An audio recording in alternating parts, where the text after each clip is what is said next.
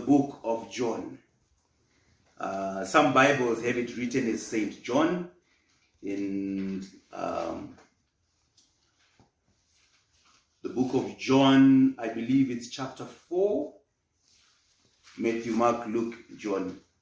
To those who are still looking like me, still trying to find it.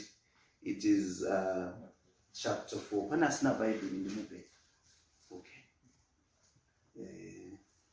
Oh, you know what? Let me do this. My brother, you understand Shona, so I'm going to donate this one to you for now, and then she can read on your phone. All right.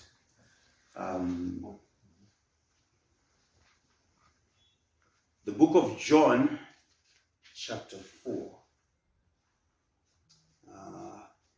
Maybe let me just start off by praying.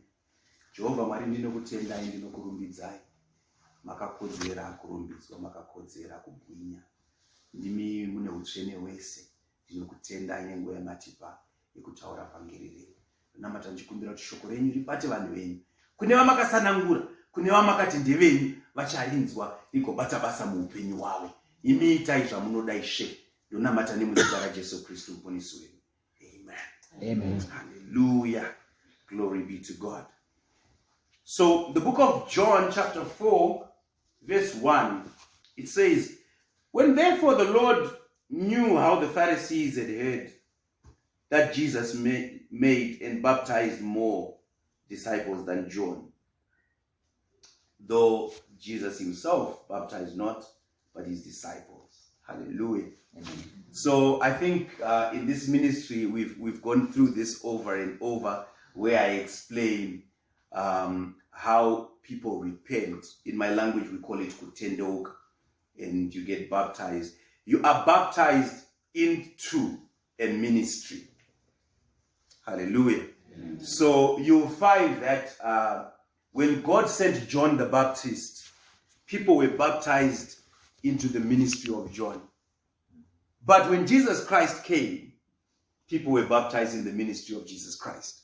It's a teaching that maybe one day we're also going to have, where people have to understand that maybe you might have been baptized in the Roman Catholic, or you may have been baptized in the Zion Church or whatever. It's because you believed in their doctrine, in their gospel, in their word. But when you then encounter the gospel of Jesus Christ and you realize, okay, maybe this is something different, you might have to be baptized again. Hallelujah. Amen. The same thing happened, I think we had the teaching of Apollos. When Apollos was baptized and they were asking him, have you received Jesus Christ? Have you received the gospel? Have you been baptized? And he says, yes, I've been baptized, but the baptism of John. And they said, no, now we preach to you the baptism of Jesus Christ. I know to some people it doesn't make a difference and it doesn't even mean anything. But when you understand the word of God, you then realize the difference. Because not everyone who says they are Christian is Christian. And the Christianity that we see on this planet, this generation, is not the Christianity that God intended. And we're going to understand why. Hallelujah. Amen. So it therefore happened that Jesus Christ baptized. And now Jesus Christ was baptizing more than John. Right? But Jesus Christ himself never baptized a person. Hallelujah. Amen. But he's credited with all these people. How? Because he chose his apostles. And when he chose them, they are the ones that baptized. But as they baptize the people, the credit goes to Jesus Christ. A true church of God, I'm not talking about all the various churches that we know. The real church of God, whatever they do, they give credit to Jesus Christ. No church takes glory upon itself. The true church of God understands that we are the bride. We are a wife. If you are to understand it better. And Jesus Christ is our husband. So we do not take glory upon ourselves. No true evangelist, preacher, pastor, apostle, prophet, or whatever you may call it, takes credit upon himself. If he is a true apostle, if he is a true evangelist, he knows that the gospel does not belong to him, it belongs to Jesus Christ. Amen. Once you see a man building a statue unto himself like Nebuchadnezzar, then he's not a man of Christ. You cannot be a man of God if you're building a legacy unto yourself. When you're bringing glory unto yourself, you find the followers will start calling you father, start calling you spiritual father, start calling you papa, start calling you whatever fancy titles. They kneel down to greet you. They treat you with such reverence, and they act as if you're a deity. Those are not men of God. Real men of God point to Christ. Just as Moses lifted up that bronze snake representing Jesus Christ. We once had the teaching of Moses. All those people who looked at Moses died. All those who looked at Moses' beard died. All those who looked at Moses' garments died. But those who looked at the bronze snake that he lifted up survived. Just as Jesus Christ should be lifted up. In this ministry, we lift up the name of Jesus Christ. Amen. There is never a time you will find somebody standing up in this ministry praising themselves. Once that happens, then we know we're getting lost. We should never at any point have a time where anyone starts glorifying themselves. Or when someone stands up glorifying one of us. Because Jesus Christ is the one who should be glorified. Even when we preach to people and they repent, the credit goes to Jesus Christ. Amen. That's what this verse is preaching. So when Matthew was baptizing people, they said Jesus baptized more.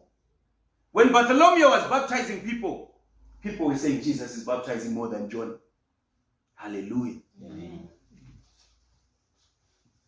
Verse 3. He left Judea, departed again into Galilee. And he must needs go through Samaria. I think they made a mistake here. Then cometh to a city of Samaria, which is called Sychar, near the parcel of the ground that Jacob gave to his son Joseph. Hallelujah. Amen. Praise the Lord. I'm still enjoying the Joseph series. I don't know if some of you are still listening to it. I learned so much from the Joseph series. Here, there was a land that Jacob gave to his son Joseph. Even though Joseph is not counted as one of the brothers. Because remember, Joseph was promoted above his brothers. That's why you have his sons named as the sons of Jacob, the sons of Israel. You hear of the tribe of Ephraim. You hear of the tribe of Manasseh. Those are Joseph's sons. But they were counted as brothers to Dan, to Zebulun, to Naphtali. Hallelujah. Amen. Now, Jacob's well was there. Jesus, therefore, being wearied with his journey, sat thus on the well, and it was about the 6th hour. We also learned about the well, and we understand what the well represents. Because the word of God is water to us. Mm-hmm. And when the word of God speaks of water, it speaks of the word of God. Amen. Hallelujah. Amen. You remember when we learned about Rebekah, when Jacob went to Laban's house, we learned of the well where they were rolling the stone, and they rolled back the stone to get water. So Jesus went to the well, and then he sat there in the 6th hour. Then there cometh a woman of Samaria to draw water. Jesus said unto her, give me to drink. Hallelujah. Amen. For the disciples have gone away into the city to buy meat. Here Jesus Christ is sitting at the well, and he's saying, can I have some? We have learnt in this ministry that Jesus Christ said, you saw me when I was hungry, and you did not feed me. And people were saying in Revelation, but where did we see you when you were hungry and we refused to feed you? And people think that Jesus Christ was talking about the street kids and the beggars in the street. Now when they buy their food and they see a beggar or a homeless person, they are scared to finish their food. They have to give them half of it because the word of God said, you saw me when I was hungry and you didn't feed me. And they didn't understand. Jesus Christ was saying, My food, my diet is doing the will of God. So when I'm preaching the gospel, when I'm preaching the word of God, that's when I'm eating. So you listening to the word of God when Jesus Christ preaches, or when somebody else preaches, because remember, he's not the one who's baptizing, but we say he's baptizing. So right now, he's not the one who's preaching, but what do we say? We say he's preaching. Because the man who was sent by him is doing what he sent him to do, therefore he takes credit. So when he preaches to you and you don't repent, that means you refuse to feed him. Hallelujah. Amen. So Jesus Christ said, that is, when I preach, when I do the work of God, when I do the work of him who sent me, that is how I feed. That is how I eat. So those who refuse to feed him are those who refuse to accept the gospel. Those who refuse to accept the word of God as it is preached to them. Now here he is sitting at the well, because we know that the water represents the word. Hallelujah. Amen. Jesus Christ is coming to this woman. Hallelujah. Amen. And this woman represents a church. And he's sitting down now. And he's saying, feed me. This church is supposed to preach the true gospel of Jesus Christ. But this church is just like any other church that is preaching the wayward gospel. The gospel that is advanced by Hollywood. Where people start believing what they see on TV. Have you noticed in this world we have now standardized the gospel? There are certain things that we are now accepting as gospel, even though it's not from the scripture. People now believe that it's okay to do what Hollywood says. Hollywood has painted a picture of Christianity that we all accept. I was talking the last time about a man I saw on TV who was saying, when they say spare the rod and spoil the child, the Bible was not talking about beating up children. The road is straight. It was just saying raise your child in a way that is straight. And if you deviate from the path, then therefore you're spoiling the child. Heresies. I even spoke about a man who was preaching and he was saying, the Bible says men, husbands, love your wives, but it never says wives should love their husbands. And you see it on social media, you see on Twitter, you see on Facebook, everyone is writing that now. Women are only made to respect. All they need to do is to respect their men. They don't need to love their men. That's heresy. The word of God has never said that. Yes, the word of God said you should respect your husband, but it never said you shouldn't love him. But these are things that are now being accepted because they are being preached everywhere. You go to every church, they tell you that it's okay. It's okay for you to be gay. It's okay for you to be lesbian. It's normal. You can still be Christian and do that. But the word of God speaks against that. Everywhere you go, every church you go, the pastor is standing up to preach, he's hungover, he was drinking. Last night he was drunk. The choir girls, the praise and worship team, they're hungover. They were busy drinking in the club. But it's accepted in every church. And everyone says it's okay. Jesus turned water into wine. Therefore we can drink. But that's not what the word of God was saying. Because if you listen to the word of God and you then read other verses, remember Isaiah said, those who will understand my word will only understand it by virtue of putting precept upon precept. Precept upon precept. So you have one verse explaining another verse. And another verse explaining another verse. Because God wanted to make sure that people will not just read one verse and understand it. We had a very good sermon on Tuesday, 2 Tuesdays ago when we were in Zimbabwe, about boundaries. And it only started making sense when we then heard from Paul, but it started in Numbers. If you read Numbers alone, you will not understand it. If you read Paul, I think it was Corinthians or Acts. It was Acts 17, sorry. If you read Acts 17 alone, you won't understand it. So precept upon precept. So this woman is like a church that is preaching this gospel of today, where everything is okay. Where the man of God is dating girls in the church, making them pregnant, choir girls, praise and worship girls, abortion here and there, and everything is okay. People having affairs in church, and it's okay. As long as we come back to church the next day, everything is okay. Hallelujah. Verse 9. Then said the woman of Samaria unto him, how is it that thou, being a Jew, askest drink of me, which am a woman of Samaria? For Jews have no dealings with Samaritans.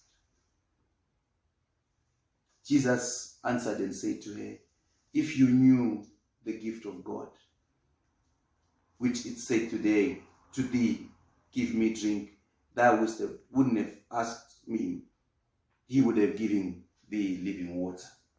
Hallelujah. Amen. So now, when he asks for water from this woman, it's not like he doesn't know what he's doing. Jesus knows what he's doing. But he likes pretending like he doesn't know. Just like right now, God pretends like he doesn't see us. Everything that you are doing, everything that you are thinking, everything that you say, God knows. God sees. And he remains quiet.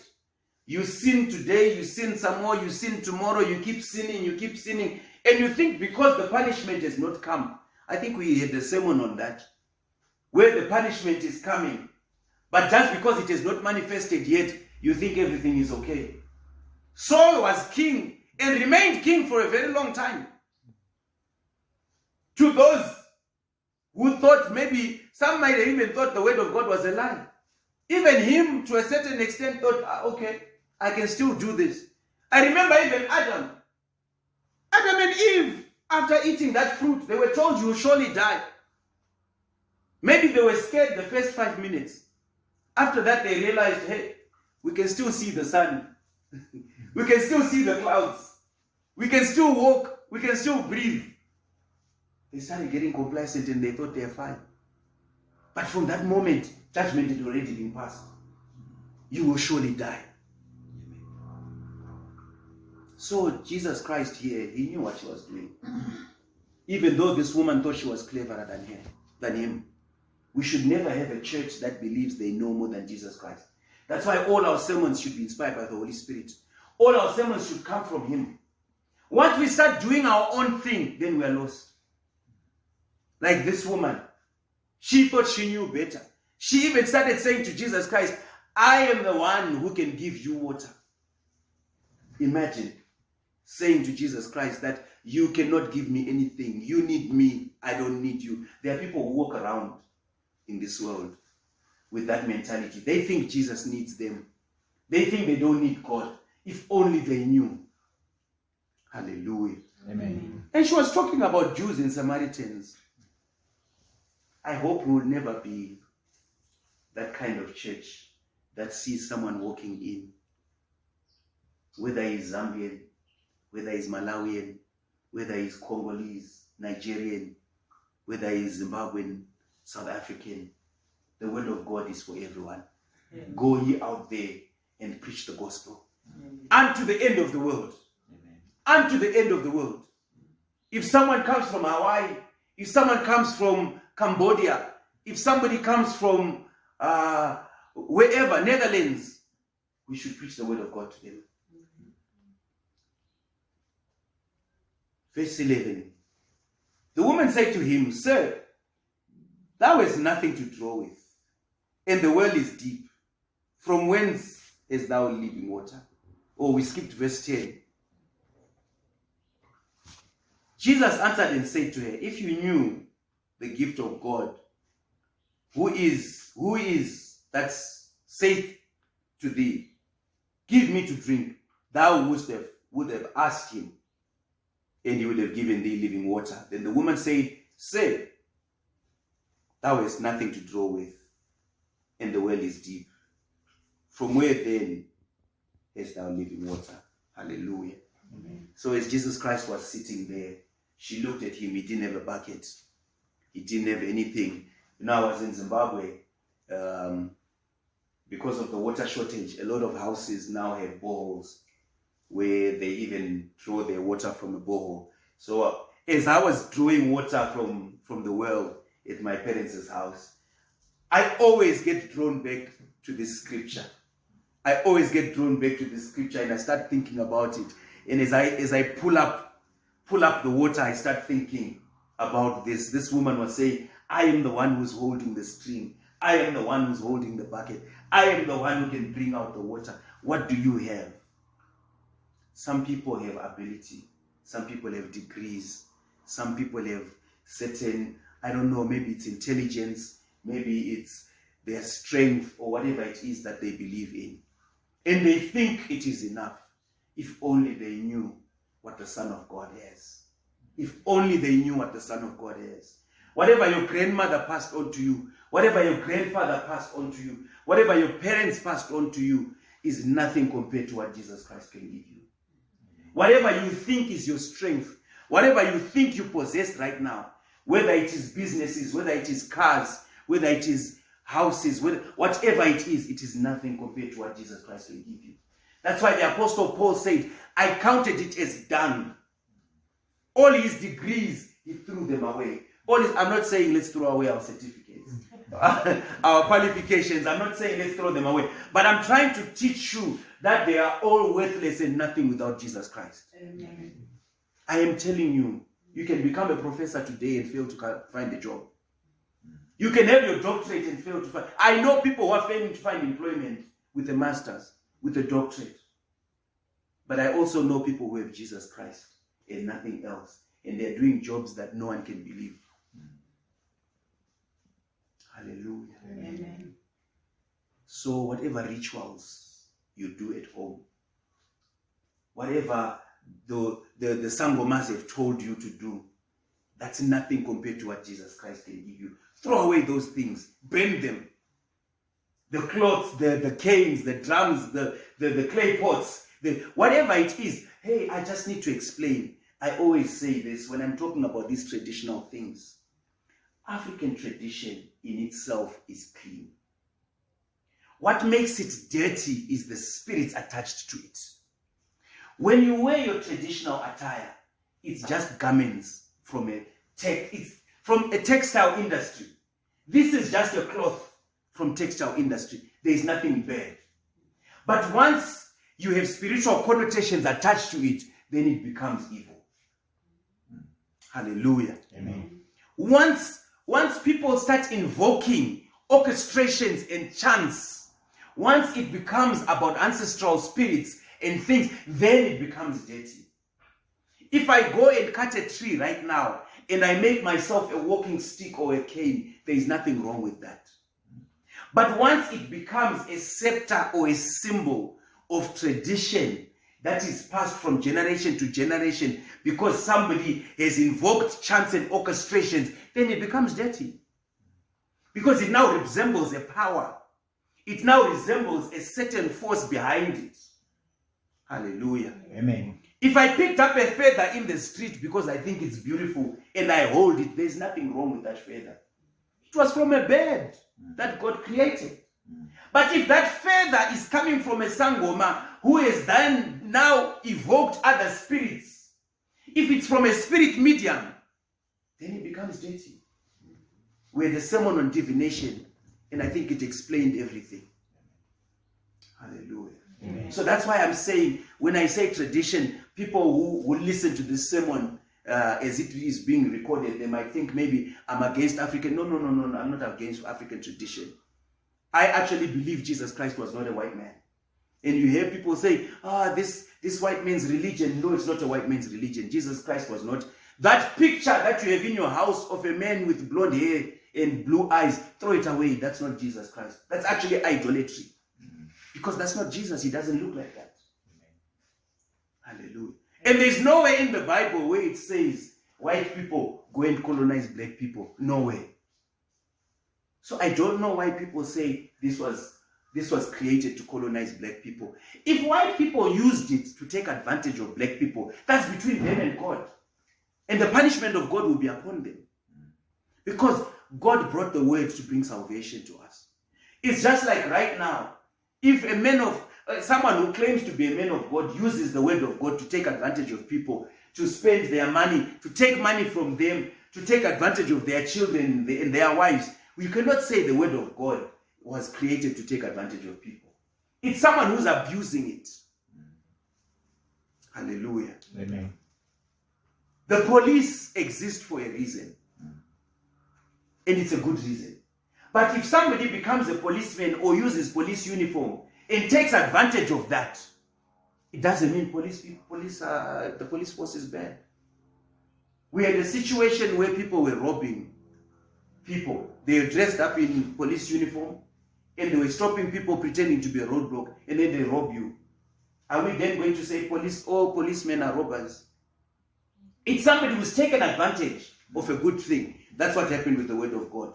Now, if we proceed to verse 12, maybe we'll start from 11 to get context. The woman said to him, "Is there nothing, you have nothing to draw the water with? The well is very deep. From where will you have living water? Are you greater than our father Jacob, which gave us the well, and drank thereof himself, and his children, and his cattle?" Hallelujah. We're going back to address ancestral spirits and ancestral things. Because this woman was believing in her father Jacob. And when she says our father Jacob, it doesn't mean Jacob was still alive. This is generations after. Several generations after. But they still believed in Jacob. We have churches that are existing right now, generations after the founder is dead. The founder has died already, but they still believe in that founder. It has become a cult. It's so occultic that they will say, no one is greater than our founder, no one is greater than our leader. This is the same spirit. If only people knew who Jesus Christ is. If only people knew who Jesus Christ is, they will realize that even my grandfather, as much as I think he's such a great man, he's nothing compared to Jesus Christ. There is nothing that my dead grandfather can give me that Jesus Christ cannot give me. There is nothing that all my ancestors can give me that Jesus Christ cannot give me. If at all they can give me anything. Because those are demons that lie to people and imitate voices. And people start believing that is their loved ones because they love their parents so much. They love their grandparents so much. They're so attached to them.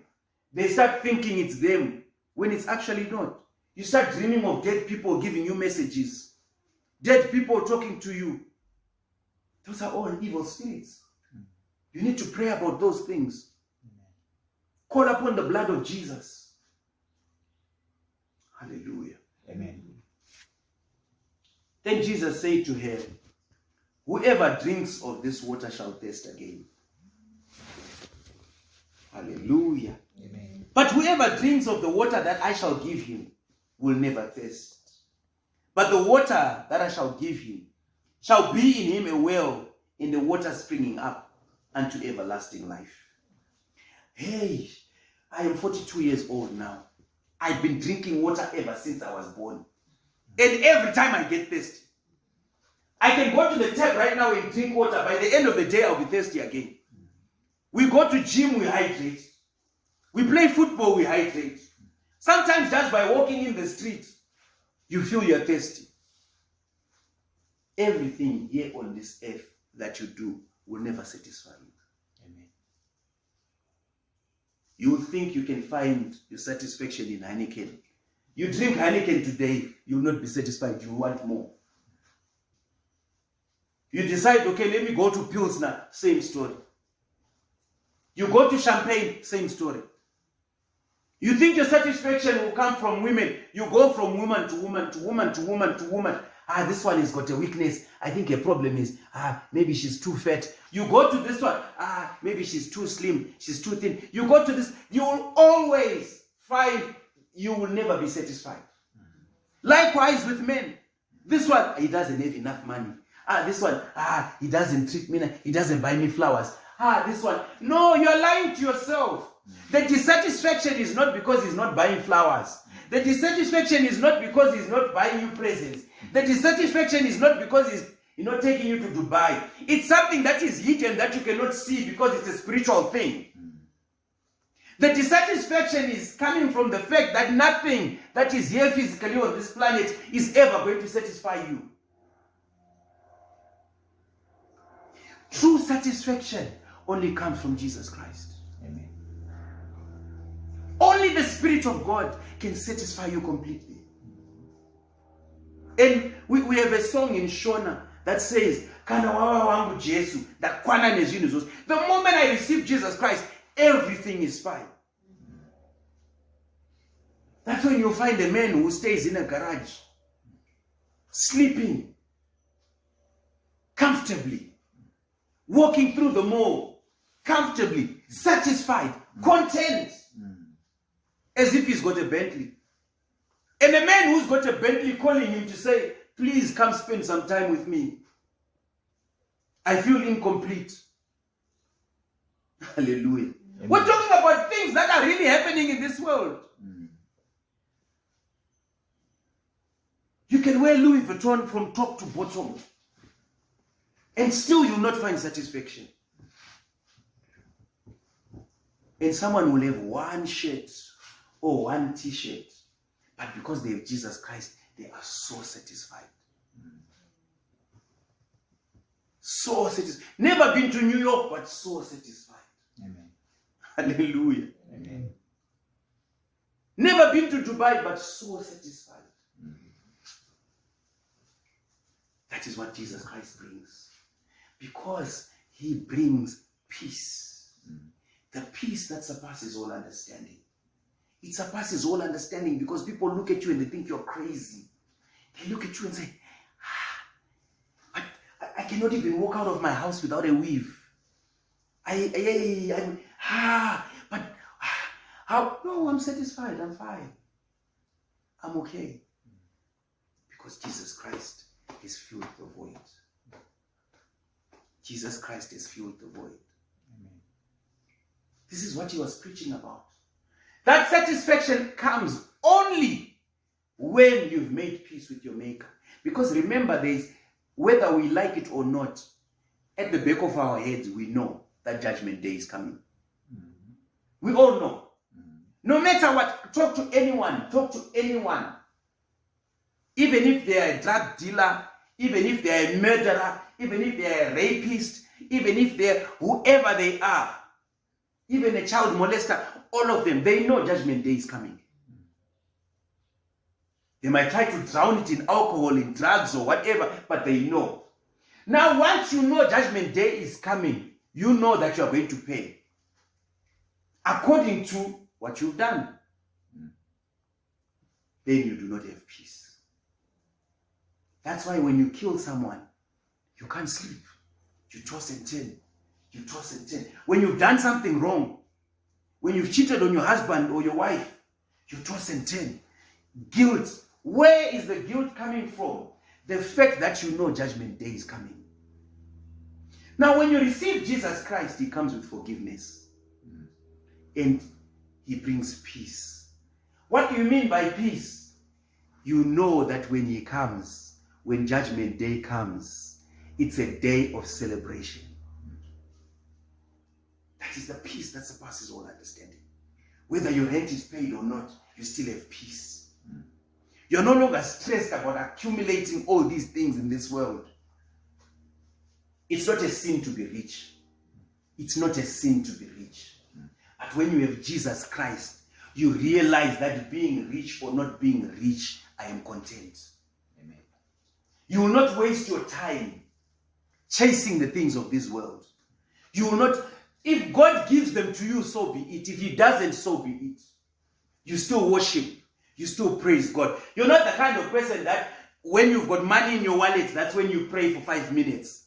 When you don't have, it's 2 seconds. When you have money in your bank account, you pray for 10 hours. When you don't have money, when your bank balance is 0 or minus, you don't pray. It doesn't affect you. Whether you've got money or you don't, whether you've got cars or you don't, whether you've got... Hey, you just worship God. Right now we're meeting here because we've got a situation with that beautiful church of ours. But we're still committed to God regardless. Amen.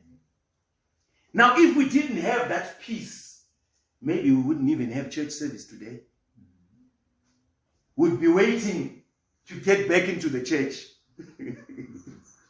Hallelujah. Amen. But it's for people who have Jesus Christ. They realize that once you have Jesus Christ, you have everything. Verse 13. And Jesus answered and said, whosoever drinketh of this water shall thirst again, but whosoever drinketh of the water I shall give him shall never thirst. The water I shall give him will be a well of water springing up into everlasting life. Hallelujah. Amen. Now when you receive the word of God, this is a funny thing. Some people might not understand it, but when you receive Jesus Christ, you will understand. How do you think I get the sermons that I preach to you? Just think about it. Where did they come from? When you receive Jesus Christ, in the church of God, we know that Jesus Christ said, unless a man is born again, he cannot enter the kingdom of God. So you need to be born again. And when you're born again, the word of God teaches you about sanctification. Then you seek sanctification.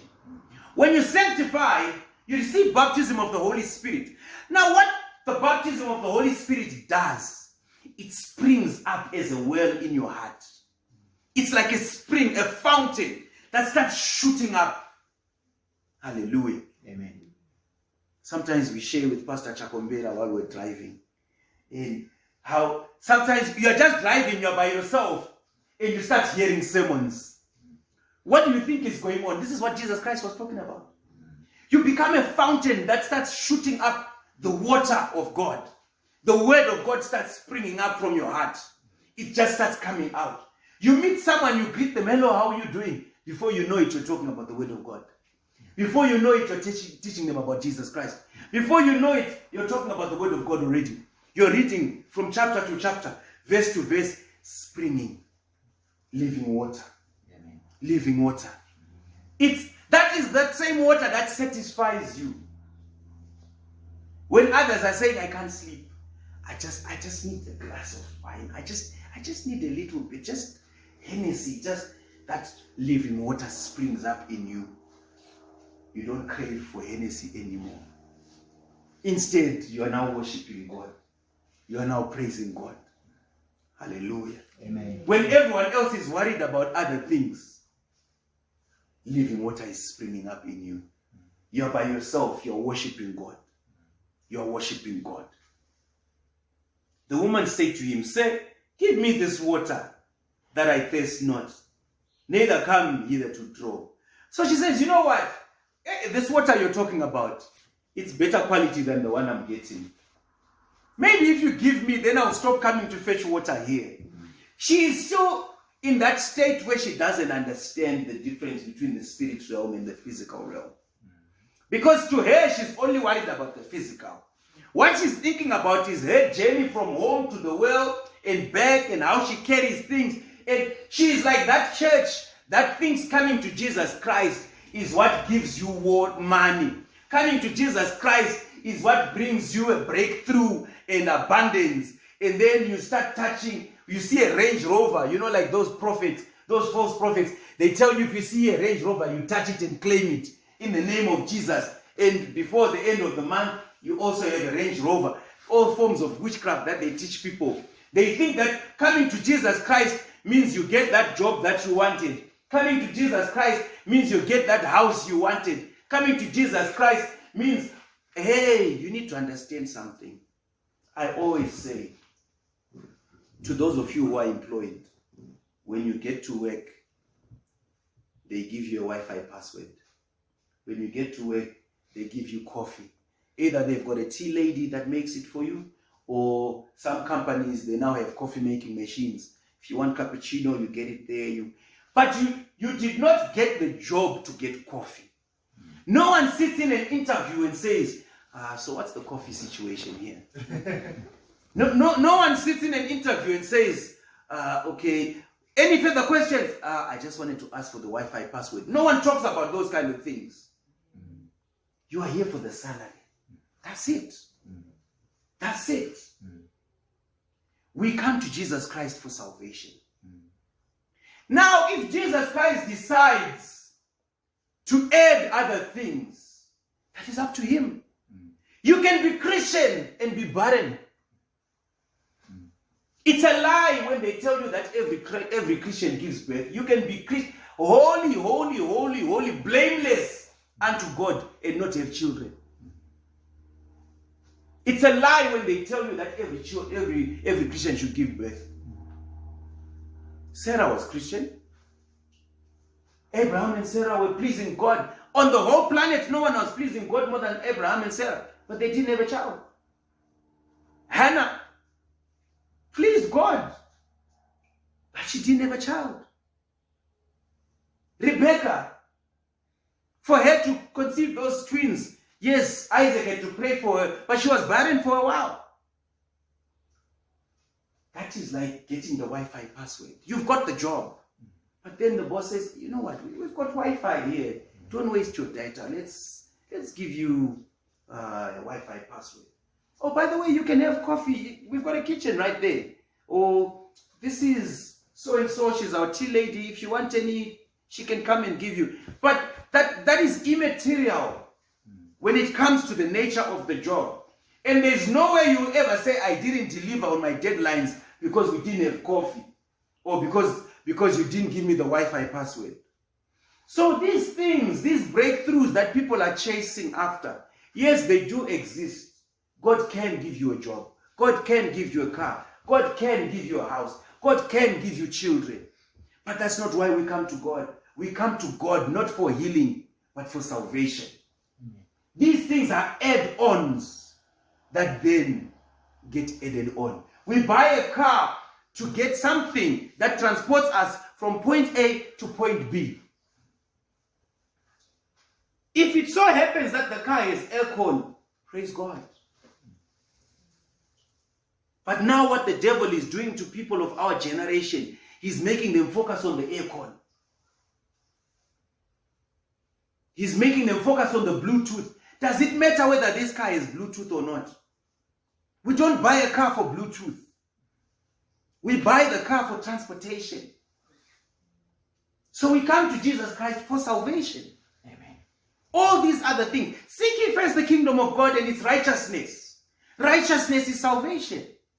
And all these things will be added unto you. Then you can say, Our Father, because He's given birth to you. When you are born again, He's given birth to you.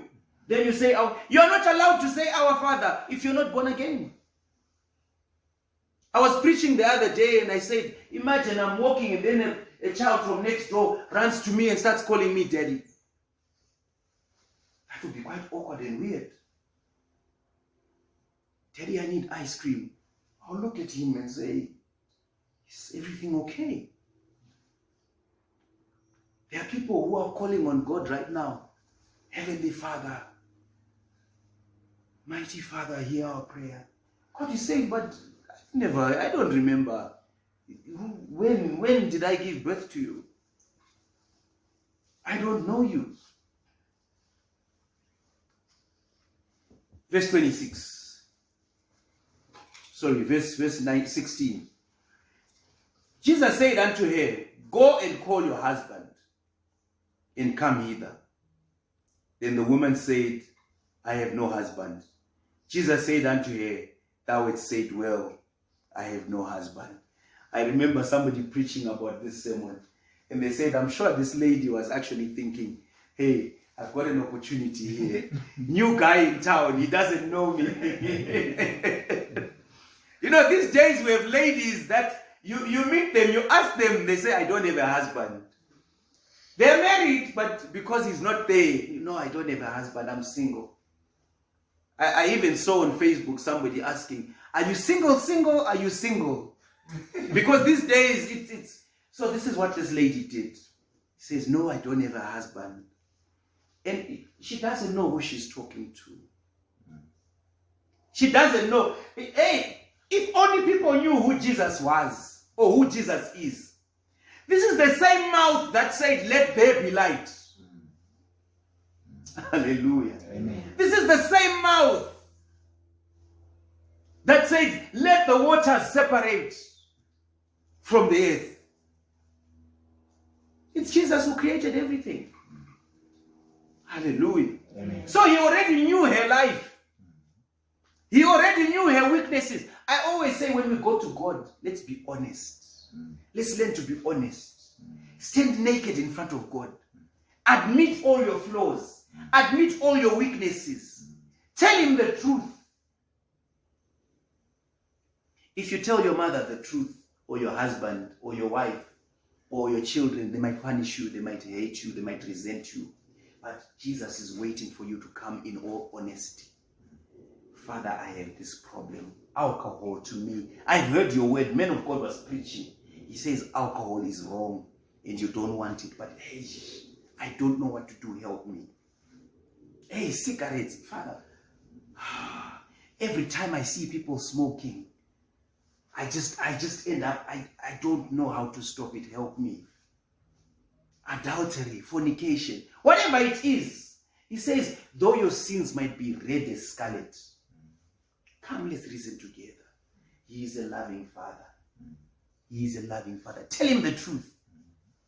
Whether you've killed people before, whether you've robbed, maybe you've blown up ATMs before, whatever it is, go to him in all honesty. Father, I struggle with this. When somebody does something wrong to me, I take years to forgive them. Resentment is set deep in my heart. Sometimes I can't even eat. I get so angry. I feel like I'm just going to break everything that is inside. Tell him the truth. He is the one that created you. He knows. When this phone breaks down, we take it to the iStore. Because why? iStore, they know.